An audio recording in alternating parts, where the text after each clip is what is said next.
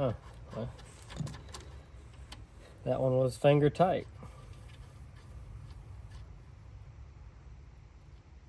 Has a lock washer behind it. Get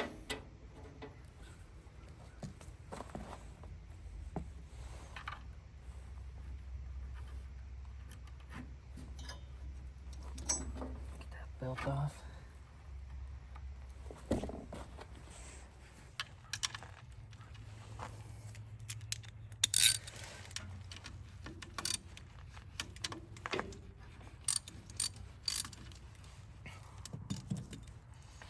And the way somebody had this set up before was almost like one wire, but it wasn't wired up totally correct. So half the time it wouldn't charge unless you manually went and excited the wire. So I'm gonna try to maybe do that a different way during the winter. Way more than it does during the summer.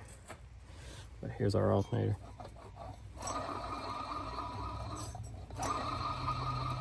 You can even hear that bearing in there. Doesn't sound good.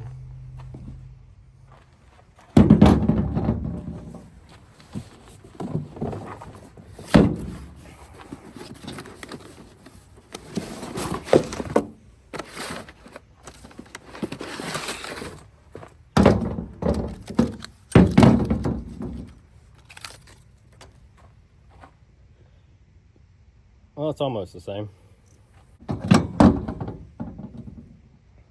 a hot, got a ground. That's what that's going to be, probably some kind of case ground. Got your two terminals here and the out to the battery. The important stuff looks pretty much the same, so wow. Not too much quieter, is it? Well, let's take that washer and go put the new one on.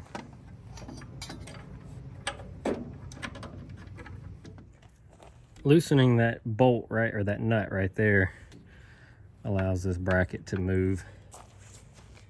And that's going to give us the flex that we needed. I will use the new bolt and swap over the two washers from the old one.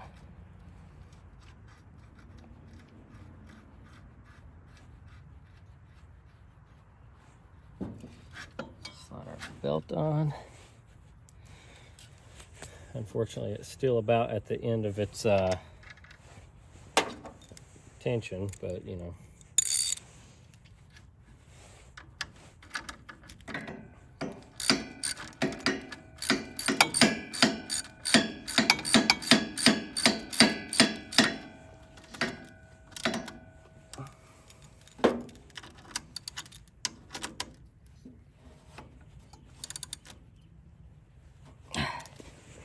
That's plenty of belt tension.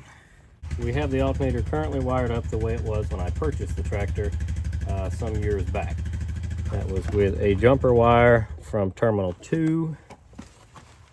Yeah, jumper from terminal 2 over here. And then of course, this black wire going back, which online for if you're wiring up a 3-wire, it says that that is more or less for the indicator on the dash to let you know it is charging or not. What I used to have to do was take that and touch it to my terminal to excite it. But that was from terminal 1, which is not how that's supposed to work. So I don't know if there was something wrong with that alternator and me arcing that off just shocked it back into working or what. But that's how I used to use it. But that alternator could have been junk internally and I just didn't know it. And I got lucky when I was doing that kind of crap. I don't know. So what we will do now, since this is wired up the way it was when I got it, we're going to change the battery terminal that I got, start it up, and check for charging voltage. So here is the ground wire you saw us disconnect earlier, which is in pretty rough shape. And I've already cut that thing back and skinned it a few times, and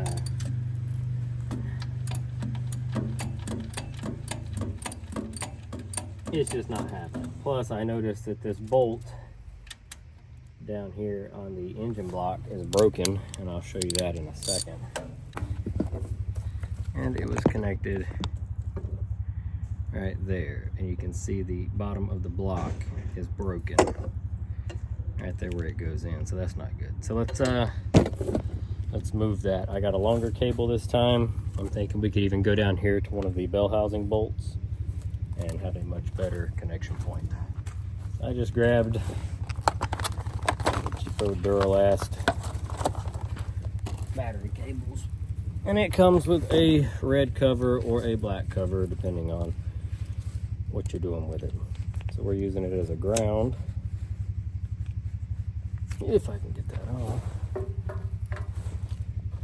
And I got 24 inches of it, which is plenty to go down there and up here, so long as it'll fit through that bell housing bolt, which I think it will. So it should be 11/16. Yeah. Get our new cable.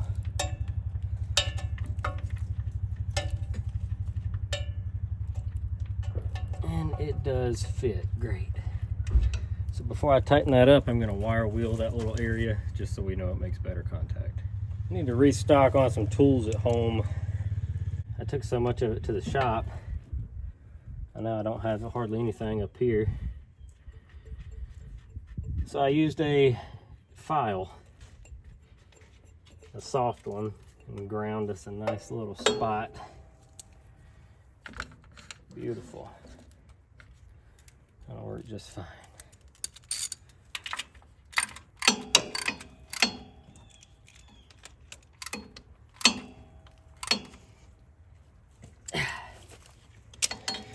There we go.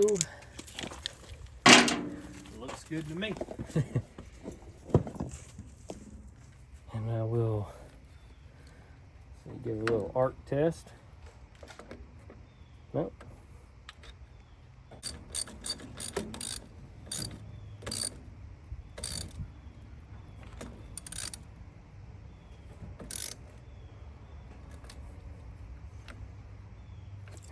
Okay. It's the lock washer I was supposed to put on down there. We'll go back and stick that on in a second. First, let's test this thing, see if it works. Long-time viewers of the channel will remember this, the original JNC 770R. The R meaning it's the red one.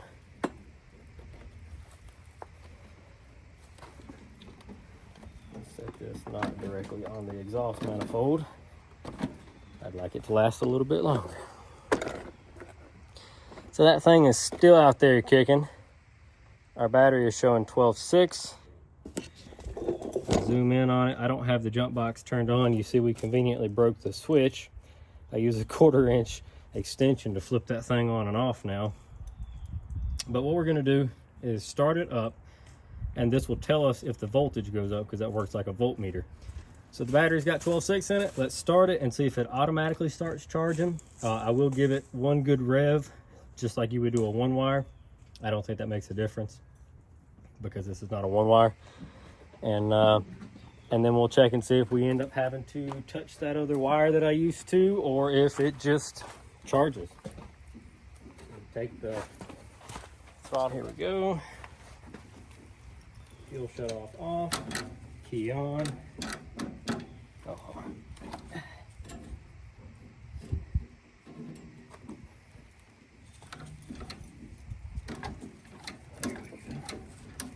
Throttle, neutral.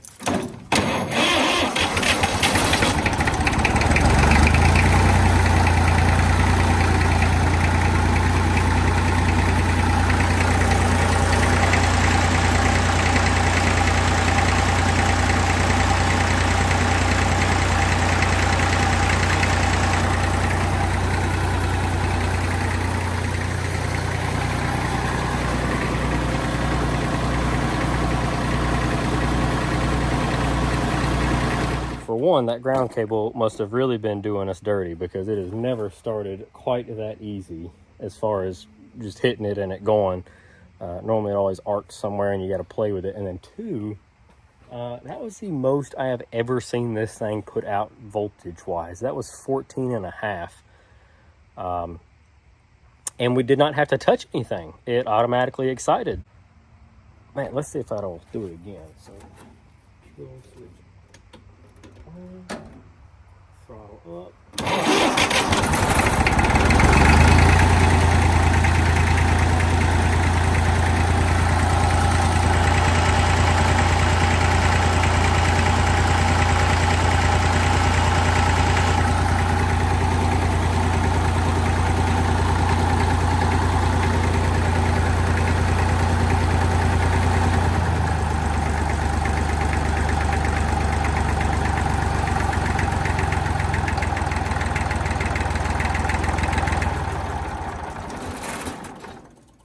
That is exceptional. So, one problem fixed. And I decided to go ahead and pop the cartridge filter housing off to get my filter out so that I could run the number on it, because I didn't remember what the number was, and it's always a pain to get these filters. They make a kit to convert this to a regular spin-on style, like hydraulic oil filter. And I keep saying I'm going to do that too on the next oil change, but then it gets to a point where I'm trying to get all this done right now. I don't want to wait 5, 6, 7 days for that thing to ship and then do it. So I pulled the filter, and it's a Wix filter. I did remember putting a Wix in it from an O'Reilly Auto Parts, and it's a 51188. Got our stuff right there from O'Reilly's. They did have it, and I got the motor oil too. We're just going to do 1540 since they didn't have 2050. And I got some stabilizer to go in there with it. Should thicken it up pretty good. On another note, we got some McDonald's because it's lunchtime. Charles is ready for his McDonald's. Charlie gets nuggets when we go to McDonald's. But right now he's been eyeballing them fries, but they're too hot. I can't give them to him until they cool down. So you gotta wait. We have returned. We have ate our lunch. And we have our new filter. Nice and clean. A little not round anymore, but glued in nonetheless.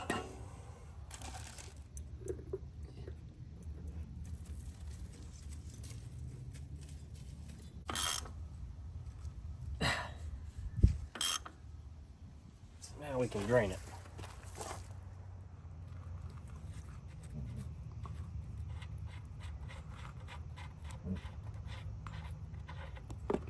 Ooh.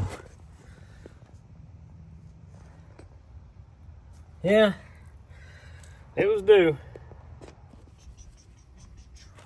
We're going to start with the Lucas heavy duty oil stabilizer.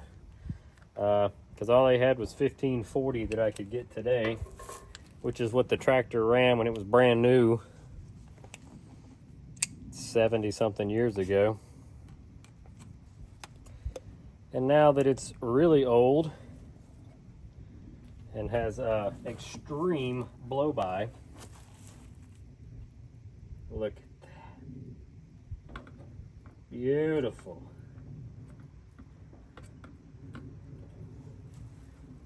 Put a bottle of syrup in it.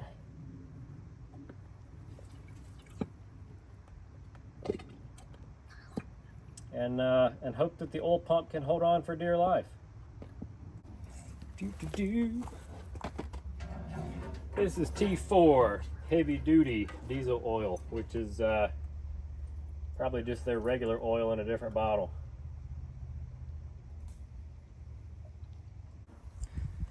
Got about half of that other gallon in there. Let's check our level. Dead on the full. Start it up, let it run for a second, make sure it's still going to build oil pressure. Try it out again. Fuel open, key on, light on, contact.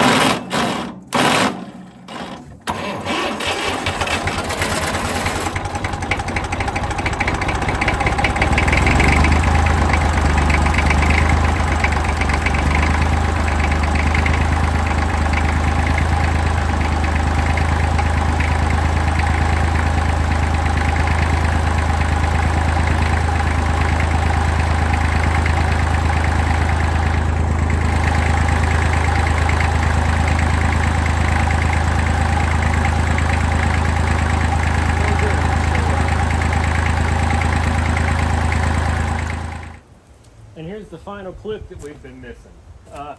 It's been a few weeks since we did all the maintenance on the Ford tractor, and to be honest, I thought I'd throw some clips in here of me using it on some things that I had to do. That's not gonna happen. The weather's turning on us. It's about 40 degrees outside right now. I should have brought a jacket. I didn't. Don't do like I did. Also, it's getting really windy. There's a snowstorm coming across for tonight and tomorrow morning, and they're gonna see like 3 to 5 inches in some places. So we'll see how that pans out. I just wanted to wrap this video up so I can post it so you guys have something to look at.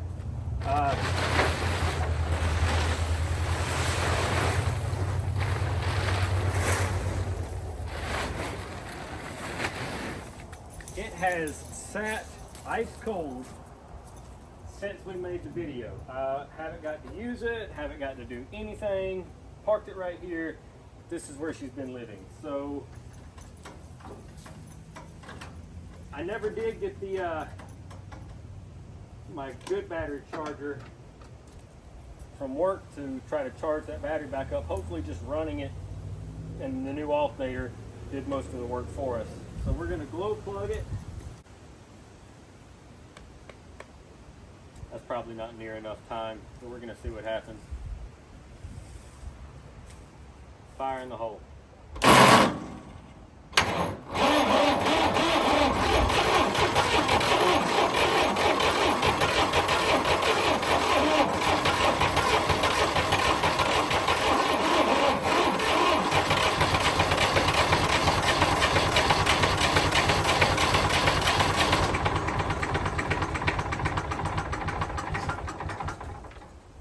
Kept it going. Let's glow plug it again. Like I said, we have that new ground strap now. I'm not sure how charged the battery is, but I know that starter is probably not helping anything either.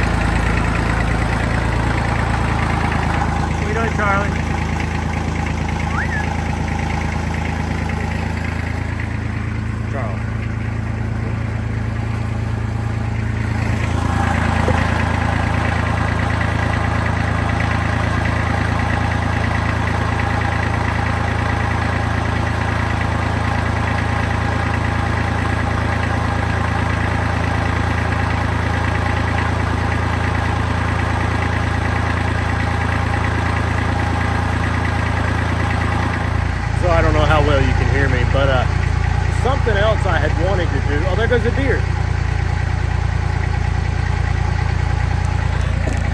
He saw it too. Anyway, a little white-tailed deer. Something else I had wanted to do was get this thing power washed and start kind of painting on some different parts of it. It still has an orange wheel on it that doesn't match. One side of the grill is really rusty. I don't know what color that front push bar ever was. I just kind of figured I'd paint it blue or white or a combination of the two. But with it being 40 degrees and dropping, getting colder by the minute, I'm not getting a pressure washer out, so this video might be it until springtime. We might pick back up on the cleanup of this tractor during the spring. Its maintenance is ready for the winter, firewood, whatever we're going to use with it, but I think this is it. Probably let it run for, I don't know, 10 minutes. Maybe we'll take it up the street and back. I don't know.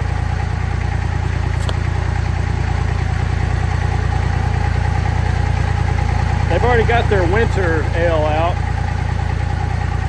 but I've still got plenty of the Oktoberfest left. And here we are at the end of November.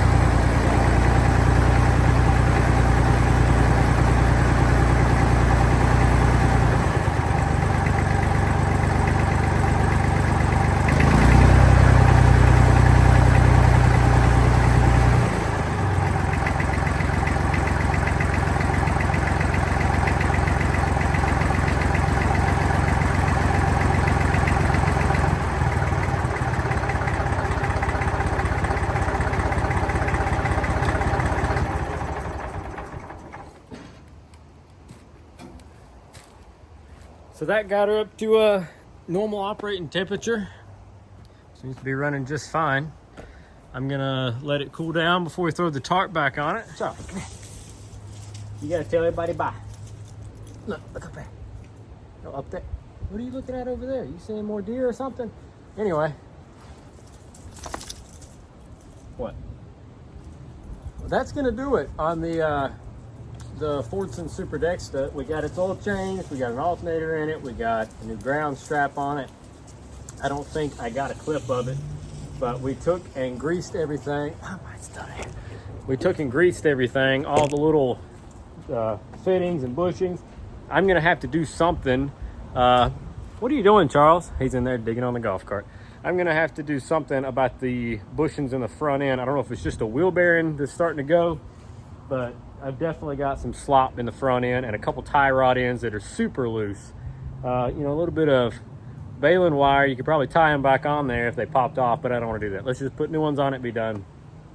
Got to fix a slow leak in the front left tire.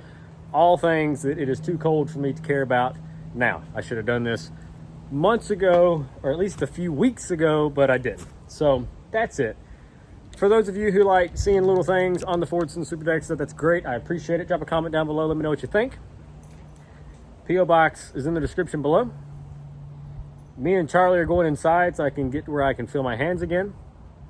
And I have a Subaru video to update, or I'm finishing it now. I think I'm going to take Charlie to the dog park tomorrow.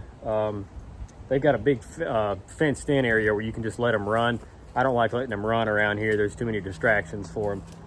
But once again, if we get that snow like they're talking about, and I get to let him run around in it, I'll take some clips and throw them in there on the Subaru video. Otherwise, thank you all for watching a bunch of random crap about a Fordson Super Dexter that you probably didn't care about. We'll see you in the next one.